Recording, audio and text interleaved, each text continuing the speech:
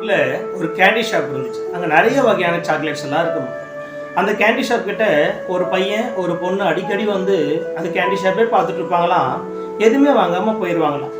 அப்போ ஒரு நாள் அந்த கேண்டி ஷாப்போட ஓனரு அந்த பையனை கூப்பிட்டு, தம்பி நீ டெய்லி வந்து பார்க்குற எதுவுமே வாங்காமல் போகிற, உனக்கு என்ன வேணுமோ எடுத்துக்க தம்பி அப்படி சொன்னாங்களாம்.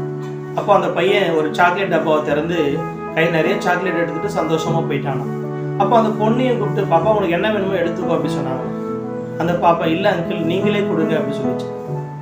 அந்த கேண்டி ஷாப் ஓனரு அவருடைய கை நிறைய சாக்லேட் எடுத்து கொடுத்துட்டு அந்த பொண்ணு சந்தோஷமாக வாங்கிட்ட பிறகு கேட்டாங்களாம், நீயே எடுத்துக்கல, இப்போ நான் கொடுத்த பிறகு மட்டும் வாங்கிக்கிறே பாப்பா அப்படி சொல்லி கேட்டதுக்கு அந்த சின்ன பாப்பா சொல்லிச்சா, அங்கிள் என் கை ரொம்ப சின்னது, நான் எடுத்த கொஞ்சமாக தான் எடுப்பேன், உங்கள் கை பெருசு, நீங்கள் கொடுத்தா நிறைய கொடுப்பீங்க அப்படி சொல்லிச்சு.